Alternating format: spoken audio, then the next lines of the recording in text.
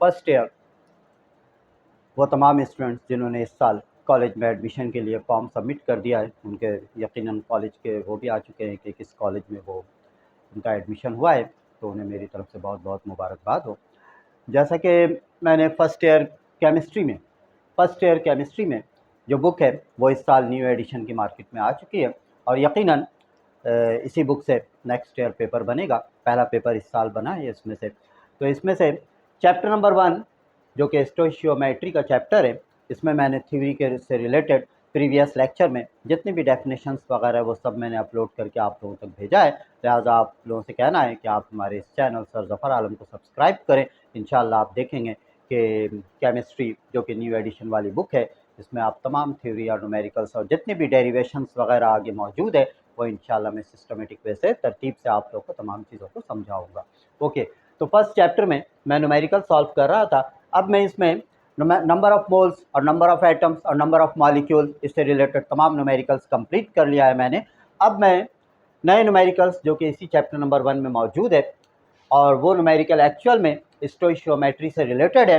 जैसा कि आप लोगों को मालूम है कि स्टोइशियोमेट्री का मतलब क्या होता है, केमिस्ट्री के वो ब्रांच जिसके अंदर हम लोग किसी भी रिएक्शन में रिएक्टेंट्स और प्रोडक्ट इन दोनों के दरमियान जो इंटर रिलेशन होता है, इससे मुतालिक हम लोग स्टडी करते हैं। तो इसके अंदर पहला जो है इस रिएक्शन से मुतालिक न्यूमेरिकल, उसका नाम क्या है, मास mass relationship.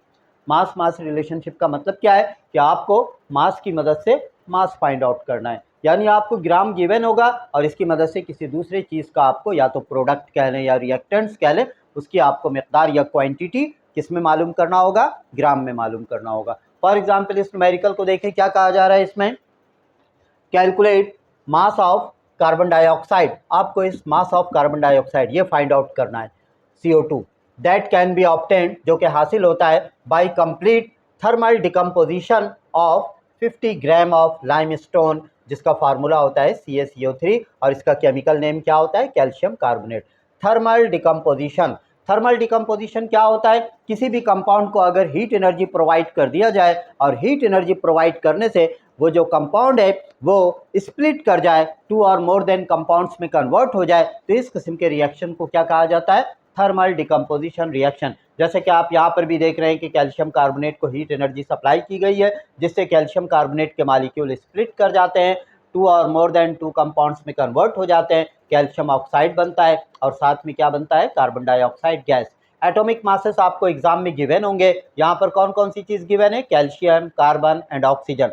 That the atomic mass of calcium is 40, the atomic mass of carbon is 12 and the atomic mass of oxygen is 16। तो सबसे पहले आप यहाँ पर क्या बनाएंगे, डाटा में आपने क्या लिखना है, जो चीज़ें आपको गिवन है वो आप लिख दें। क्या चीज़ आपको गिवन है, 50 ग्राम ऑफ कैल्शियम कार्बोनेट, तो आप लिख दें mass of CaCO3 it is given which is 50 ग्राम। अब आप ये देखें कि आपको क्या फाइंड आउट करना है, आपको फाइंड आउट करने के लिए कहा जा रहा है मास ऑफ कार्बन डाइऑक्साइड, जिसका फॉर्मूला क्या होता है, CO2। तो आप लिख दें मास ऑफ कार्बन डाइऑक्साइड, चाहे तो आप पूरा नाम लिख दें या सिर्फ फॉर्मूला लिख दें, mass of carbon dioxide CO2, यह आपको फाइंड आउट करना है। अब आप क्या हेडिंग देंगे, सॉल्यूशन। यहां मैं लिख रहा हूं सॉल्यूशन।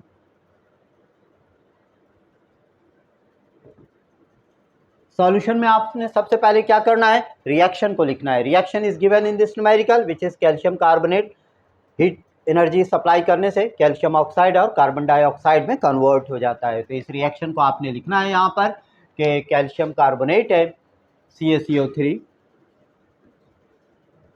और इसको हीट एनर्जी सप्लाई की जा रही है, जिससे ये कैल्शियम ऑक्साइड और कार्बन डाइऑक्साइड में कन्वर्ट हो जाता है। आप ये देखें कि इस कैल्शियम कार्बोनेट के शुरू में क्या मौजूद है, 1, इट मीन्स इसके कितने मोल मौजूद है, 1 मोल। अगर यहाँ पे 2 लिखा होता तो आप लिख देते 2 मोल। इसी तरीके से कार्बन डाइऑक्साइड, इसके शुरू में भी कुछ नहीं है, इट मीन्स 1 मोल। इसको हम लोग रहने देते हैं क्योंकि हमें कैल्शियम ऑक्साइड के बारे में यहाँ पर कोई चीज़ नहीं मालूम करनी है। अब आप देखें एटॉमिक मास कैल्शियम का कितना होता है, 40। प्लस कार्बन का एटॉमिक मास कितना होता है 12, और यहाँ 1 मौजूद है, 12 1 12। ऑक्सीजन का एटॉमिक मास 16 होता है, इसको आप 3 से मल्टीप्लाई कर दें, 16 3 48। इन तीनों को आपने प्लस कर देना है 8 to 10, और इस तरीके से 100 ग्राम। इसी तरीके से आप कार्बन डाइऑक्साइड के लिए काम करें। कार्बन का एटॉमिक मास क्या गिवन है 12, प्लस ऑक्सीजन का 16 यहाँ पर गिवन है, 16 को आपने 2 से मल्टीप्लाई कर देना है 32, और इन दोनों को आपने प्लस कर देना है 44 ग्राम। तो आप यहाँ पर ये देखें कि 100 ग्राम कैल्शियम कार्बोनेट जब आप इसको हीट एनर्जी सप्लाई करते हैं तो 44 ग्राम कार्बन डाइऑक्साइड बनाता है। अगर आप देखें तो इसका आंसर आप ज़बानी ओरली फाइंड आउट कर सकते हैं। यहाँ पर आपसे क्या कहा जा रहा है, 50 ग्राम कैल्शियम कार्बोनेट को जब हीट एनर्जी सप्लाई की जाएगी तो कार्बन डाइऑक्साइड क्या बनेगा। तो आप देखें अगर 100 ग्राम से 44 बन रहा है तो 50 से क्या बनेगा, हाफ बनेगा, 22 ग्राम। 44 को आप हाफ कर दें 22 ग्राम, इट मीन्स इसका फाइनल आंसर क्या आ जाएगा 22 ग्राम। लेकिन यहाँ पर हमें एक प्रॉपर वे से इसे पूरे नंबर ऑफ मोल्स के मेथड से सॉल्व करना है। तो कैसे सॉल्व करना है आप देखिए। यहाँ पर सबसे पहला काम आपने क्या करना है कि इस 50 ग्राम कैल्शियम कार्बोनेट के अंदर कितने नंबर ऑफ मोल्स हैं यह आपको फाइंड आउट करना है। तो आप लिखेंगे यहाँ पर number of moles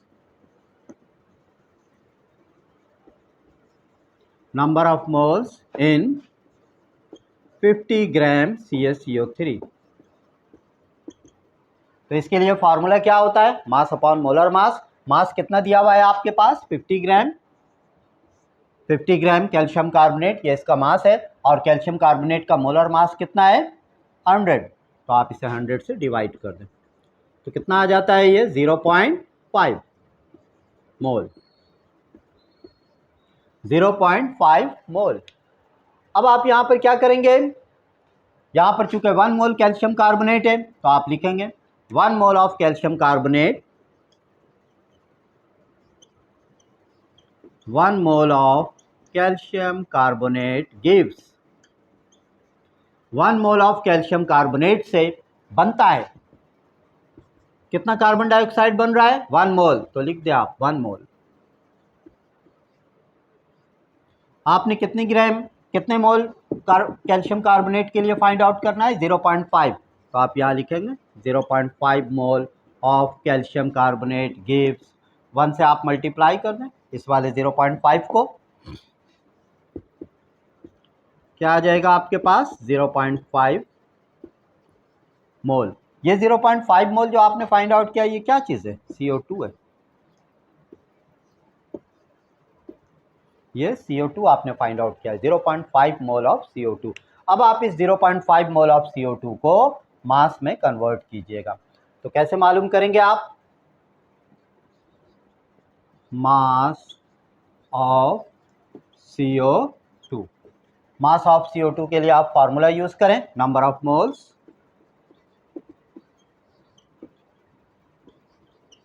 multiply molar mass.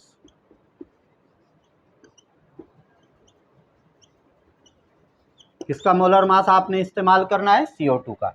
Number of moles of CO2 आपने कितना फाइंड आउट किया है 0.5। You have to multiply this value by molar mass of carbon dioxide. Molar mass of carbon dioxide is given which is 44। 44 को जब आप 0.5 से multiply करेंगे तो आपके पास आंसर आ जाएगा 22 ग्राम। तो ये इसका आंसर है। तो इस टाइप के न्यूमेरिकल को जिसमें हम मास की मदद से मास फाइंड आउट करते हैं, ग्राम की मदद से ग्राम फाइंड आउट करते हैं, इस टाइप के न्यूमेरिकल को कहा जाता है मास मास रिलेशनशिप। इंशाल्लाह नेक्स्ट टाइम में मैं इसके आगे न्यूमेरिकल आपको सॉल्व करके समझाऊंगा, बताऊंगा, जो कि किससे रिलेटेड होगा, mass volume relationship. Okay, thank you.